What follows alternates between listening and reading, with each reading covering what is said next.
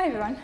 To be honest, I did not really want to tell this story, partly because I wasn't sure if it had a clear beginning, middle, or end, partly because there's not much comedic relief, which really pains me to say, and partly because I maybe really don't want this to be my story. But it is, and so this is the most honest thing I can share with you tonight.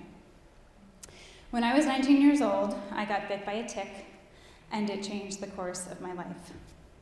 Up until that point, I would say I was pretty bright-eyed, bushy-tailed, and perhaps just a little naive. I loved to dance and run and perform, and I spent most of my adolescence on stage. About 20 years ago, I went off to college at Temple in Philly, go Temple, and studied theater.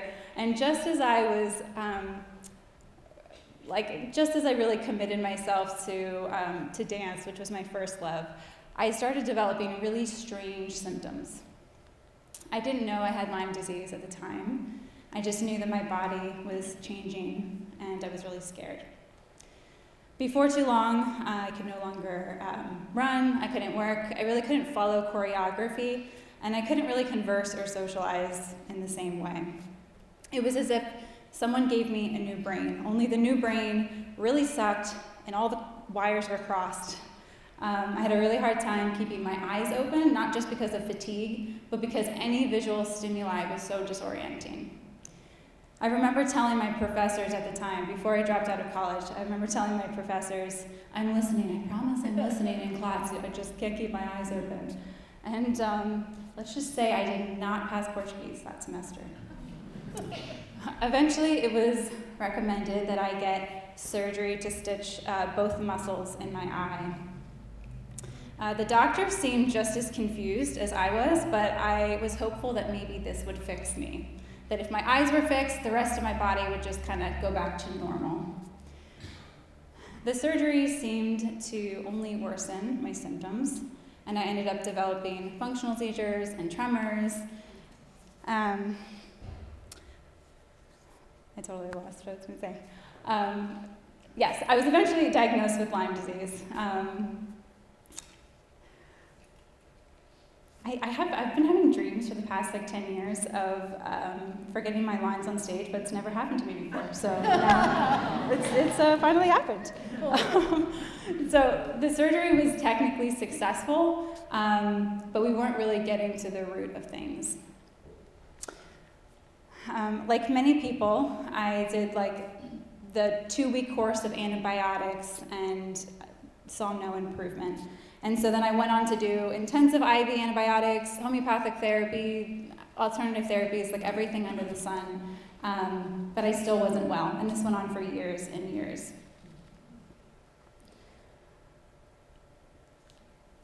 I knew this was going to happen today.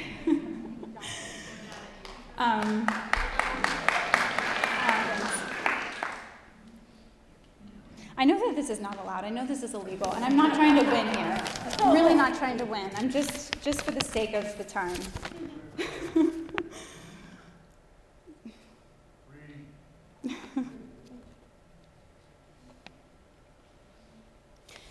Yeah, okay. So I went back to doctors, so many doctors.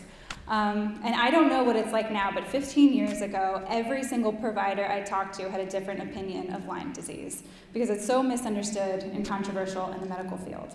I was often referred to psychiatrists. I was often told that chronic Lyme disease didn't exist. And one doctor even told me, you're just not trying hard enough. Oh. So, I know, I wish I was making this up. So, understandably, I was becoming progressively more concerned that I was actually losing my mind. And I'm pretty sure some other people around me thought maybe I was too. So just to cover my bases, I decided to check myself into a psychiatric hospital. Nothing wrong with doing that if you need to. And I didn't have anything else to do on a Friday night, so why not? So I remember going in and pouring everything out to the intake nurse. And I remember she just looked at me in my distress so gently and said, it doesn't sound like you're crazy. It sounds like you're sick. That moment was so small, but just the simple acknowledgement of reality was so freeing. And there were so many people along the way that were able to see me through the fog, which really kept me going.